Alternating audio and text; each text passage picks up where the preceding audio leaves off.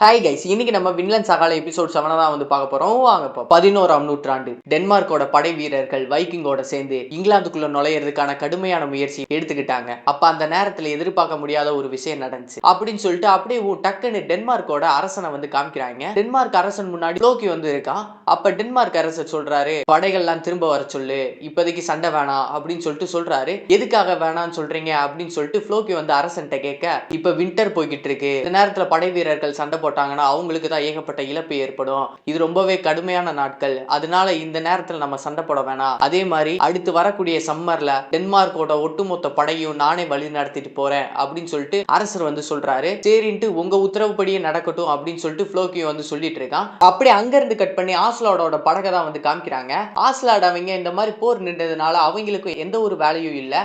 அவங்க டென்மார்க்கோட சேர்ந்துதான் வந்து இந்த சண்டைக்குள்ளலாம் ஈடுபட்டுக்கிட்டு இருந்தாங்க.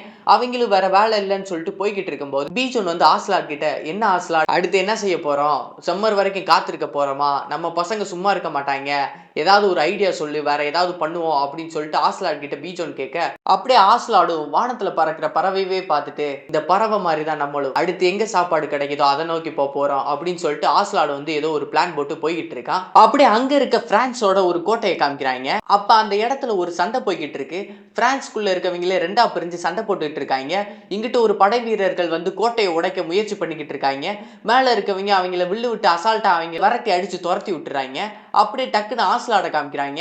ஆஸ்லாடோட குரூப் ஆஸ்லாடு வந்து பிரான்ஸுக்கு தான் வந்திருக்காங்க.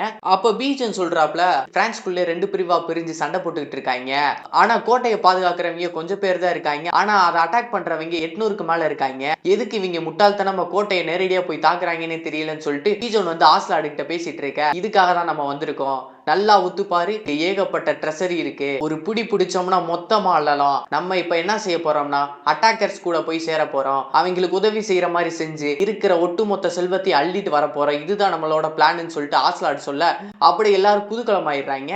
அப்படியே ஆஸ்லாட் டக்குன்னு தோரிஃபினை பார்த்துட்டு, தோரிஃபின் இங்க வா அப்படின்னு சொல்லிட்டு கூப்பிடுறாப்ல. தோரிஃபினை கூப்பிட்டு ஆஸ்லாட் சொல்றான், நான் சொல்ற மெசேஜ அங்க இருக்க லீடருக்கு போய் சொல்லிட்டு வா. அந்த மெசேஜ் என்னன்னா, உங்களோட படம் ரொம்பவே வீக்கா இருக்கு, ரொம்பவே கொடூரமா சண்டை போட்டுட்டு இருக்கீங்க, பார்க்கவே ரொம்ப கேவலமா இருக்கு, உங்களுக்கு நாங்க உதவி செய்யறோம், கண்டிப்பா நான் வெற்றி வாங்கி தரேன், அதுக்கு பதிலா அங்க இருக்க நான் பாதி செல்வத்தை நாங்களே எடுத்துக்கிடுவோம் அப்படின்னு சொல்லிட்டு ஆஸ்லாட் வந்து தோரிஃபின்ட்ட அந்த மெசேஜை சொல்லிட்டு அங்க இருக்க லீடர் கிட்ட போய் சொல்லிட்டு வர சொல்றான். சரி போய் சொல்லிட்டு வாடான்னு சொல்லிட்டு ஆஸ்லாட் சொல்ல, தோரிஃபினும் அப்படியே முறைச்சுக்கிட்டு அமைதியா நிக்கிறான். என்னடா போய் சொல்லிட்டு வாடான்னு சொல்லிட்டு ஆஸ்லாட் மறுபடியும் கேட்க, அப்ப தோரிஃபின் சொல்றான், என்ன சுத்தி உனக்கு என்ன நடக்குதுன்னு தெரியுமா, நான் உன்னால எத்தனை பேரை கொண்டிருக்கேன்னு எனக்கே கணக்குல தெரியல, எவ்வளவு நாள் தான் நீயும் கோல மாதிரி என்கிட்ட இருந்து தப்பிச்சு தப்பிச்சு ஓடுவ, வா இதுக்கு ஒரு முடிவு தெரிஞ்சாகணும்னு சொல்லிட்டு தோரிஃபின் வந்து ஆஸ்லாட் கிட்ட கேட்க, அதுக்கு ஆஸ்லாடும், சரி இந்த விஷயத்தை நீ செஞ்சுட்டு வா, அதே மாதிரி அங்க தலைக்கவசம் போட்டிருக்க ஒரு வீரனோட தலையை மட்டும் கொண்டு வா, நீ சொல்றதுக்கு நான் சம்மதிக்கிறேன் அப்படின்னு சொல்லிட்டு ஆஸ்லாடும் வந்து தோரிஃபின்ட்ட சொல்லிட்டு இருக்கான். தோரிஃபினுக்கு வேற வழியே இல்லைன்னு சொல்லிட்டு அப்படியே அங்க அந்த மெசேஜை சொல்ல அவனும் கிளம்பிட்டான். பார்த்தா அவங்க கூடாரம் போட்டு அந்த படை வீரர்கள் வந்து இருக்காங்க. அப்ப தோரிஃபின் பேசுறது அவங்களுக்கு சுத்தமா புரியல, அவங்க பேசுறது தோரிஃபினுக்கு சுத்தமா புரியல. அப்ப தோரிஃபின் சொல்றான், இங்க எவனாவது நோர்ஸ் பேசுறவங்க இருந்தா அவனை வர சொல்லு அப்படின்னு சொல்லிட்டு அந்த படை வீரன்ட்ட பேசிட்டு இருக்க, இவனை பார்த்தா ஸ்பை மாதிரி தெரியுதுடா, இவன் பிரெஞ்சு நாட்டுக்காரன் இல்ல போல, இவனை பிடி அப்படின்னு சொல்லிட்டு ஒருத்தவன் வந்து பிடிக்க வர, நம்ம தோரிஃபின் விலகி நின்று அவன் வச்சிருக்க அந்த டேகரை எடுத்து அவன் கழுத்துல வைக்கிறான். ஒரு செகண்ட் எல்லாரும் மறந்து போறாங்க. அப்படியே அவனை கூப்பிட்டுட்டு அந்த அங்க இருக்க தலைவனோட கூடாரத்துக்கு போறான்.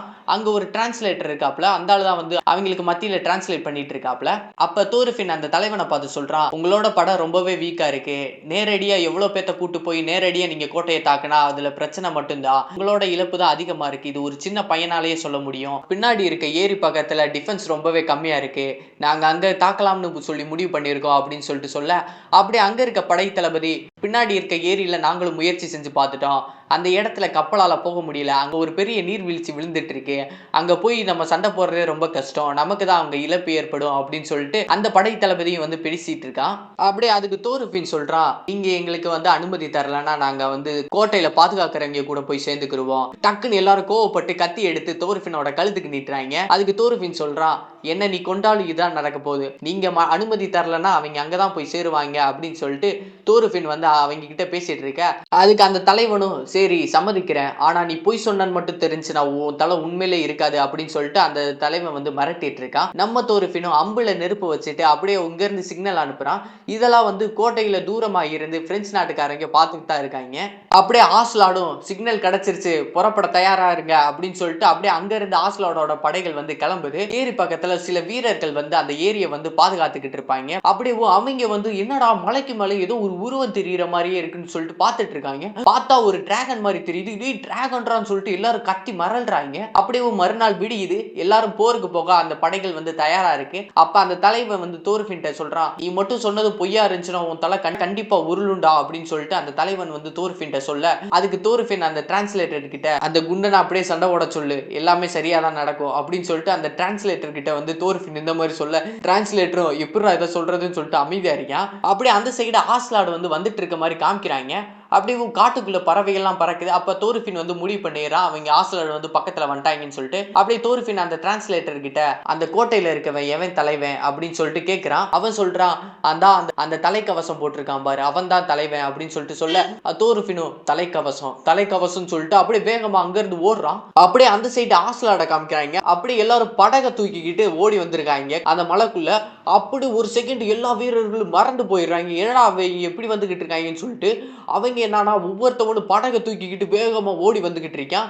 அப்படியே ஆஸ்லாடு அப்படியே மேல இருந்துட்டு போகலாம் அப்படின்னு சொல்லிட்டு அப்படியே சிக்னல் கொடுக்குறாப்ல விரட்டிக்கிட்டு போய்கிட்டு இருக்காங்க. அவங்க என்னன்னா அப்படியே ஆஸ்லாடோட அந்த படகு வந்து வேகமா போய் அப்படியே அந்த கோட்டைக்கு பின்வழியா வந்து ஊருக்குள்ள வந்து போயிருச்சு. அப்படியே தோருஃபின் ஓடி போய் அங்க இருக்க ஆத்த ஒரே தவ்வி அப்படியே அங்க இருக்க மதுல்ல வந்து கத்தியை வச்சு குத்தி நிக்கிறான். அந்த சைடு என்னன்னா இதை எதிர்பார்க்காத தலைவர் எல்லாரும் வில் விடுறதை எடுத்துட்டு வாங்க, அட்டாக் பண்ணணும் அப்படின்னு சொல்லிட்டு சொல்லிட்டு இருக்கான். அப்படியே அவங்கள ஒரு சைடு அட்டாக் பண்ணிட்டு இருக்க. டக்குன்னு அந்த அட்டாக் வந்து நின்றுச்சு.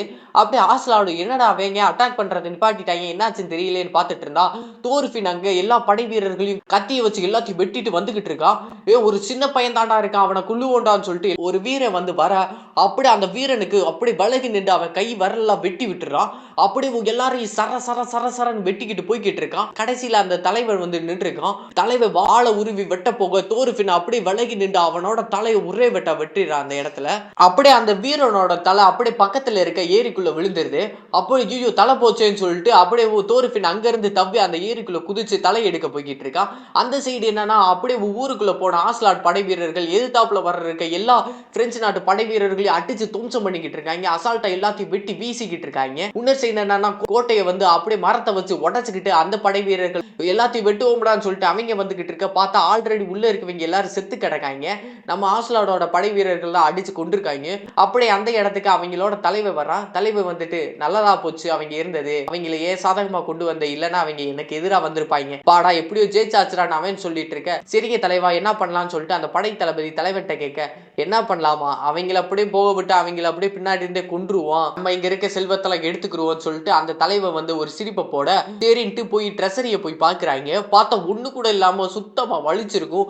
என்னடா இங்க இருந்த என் பணத்தை காணோம் அப்படின்னு சொல்லிட்டு அந்த தலைவன் வந்து கிறுக்கு பிடிச்ச மாதிரி கத்திட்டு இருப்பான். அப்படியே ஆஸ்லாடு அந்த தலைவனை பார்த்துட்டு இது அண்ணே எடுத்துக்கிட்டேன் அப்படின்னு சொல்லிட்டு அப்படியே டாடா பாய் பாய் சொல்லிட்டு அங்க இருந்து கிளம்பிட்டான். இப்போ பீஜோன் வந்து ஆஸ்லாடு கிட்ட, ஆஸ்லாடு இன்னும் தோருஃபின் வரல அப்படின்னு சொல்லிட்டு இருக்கான். டக்குன்னு தண்ணிக்குள்ள இருந்து ஒரு உருவம் வருது. பார்த்தா தோருஃபின் இங்க வந்திருக்கான். அப்படியே வந்துட்டு தலையை தூக்கி போடுறான். தூக்கி போட்டுட்டு சொன்ன மாதிரி தலையை கொண்டு வந்துட்டேன், இப்போ வா சண்டை வச்சுக்கலாம்னு சொல்லிட்டு ஆஸ்லாடு கிட்ட தோருஃபின் சேலஞ்ச் வைக்க. அப்படி இந்த இடத்துல இந்த எபிசோட் முடியுது. அடுத்து ஒரு சூப்பரான எபிசோட்ல சந்திப்போம். தேங்க்யூ.